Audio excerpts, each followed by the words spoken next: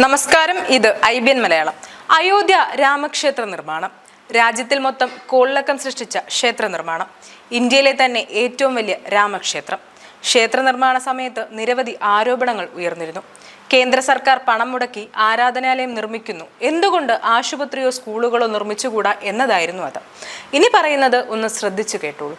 രാമക്ഷേത്രം നിർമ്മിക്കാൻ ഒരു രൂപ പോലും ഒരു സർക്കാരും കൊടുത്തിട്ടില്ല എന്ന് മാത്രമല്ല, അയോധ്യയിലെ ശ്രീരാമക്ഷേത്രം ട്രസ്റ്റ് ഇത്തവണ 400 കോടി രൂപയാണ് സർക്കാരിലേക്ക് ടാക്സ് അടച്ചത്. രാമക്ഷേത്രത്തിലെ വരുമാനം കുതിച്ചുയരുകയാണ്.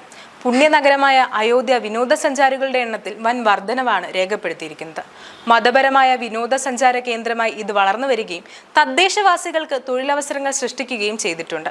മാത്രമല്ല, രാമക്ഷേത്ര നിർമ്മാണം അയോധ്യയുടെ മതപരമായ ഭൂപ്രകൃതിയെ മാത്രമല്ല, നഗരത്തിന്റെ സമ്പദ് വ്യവസ്ഥയും വളരെയധികം സ്വാധീനിച്ചിട്ടുണ്ട്.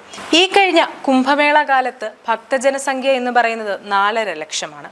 പുതുതായി ആയിരക്കണക്കിന് തൊഴിലവസരങ്ങൾ. ക്ഷേത്രാധിഷ്ഠിത സമ്പദ് വ്യവസ്ഥ സുശക്തം. മൊത്തം തുകയിൽ 270 കോടി രൂപ ചരക്ക് സേവന നികുതി, അതായത് GST ആയും 130 കോടി രൂപ മറ്റു നികുതി വിഭാഗങ്ങൾ വഴിയുമാണ് നൽകിയത്. അയോധ്യയിൽ ഭക്തരുടെയും വിനോദസഞ്ചാരികളുടെയും എണ്ണത്തിൽ ഗണ്യമായ വർധനവുണ്ടായതും ഇത് നാട്ടുകാർക്ക് കൂടുതൽ തൊഴിലവസരങ്ങൾ സൃഷ്ടിച്ചിട്ടുമുണ്ട്. ഹിന്ദു വിശ്വാസത്തെ അവഹേളിച്ച കപട മതേതരവാദികൾ പൊതുസമൂഹത്തോട് മാപ്പ് പറയാൻ തയ്യാറാകുമോ? അമ്പലം കെട്ടിയാൽ പട്ടിണി മാറുമോ എന്ന് ചോദിച്ച കുറേയധികം മഹാന്മാരുണ്ട്. അവരോട് അമ്പലം നിർമ്മിച്ചപ്പോൾ ലക്ഷക്കണക്കിന് പേരുടെ പട്ടിണിയും മാറി, സർക്കാരിന് 400 കോടി രൂപ ടാക്സും കൊടുത്തു. News desk IBN Malayalam.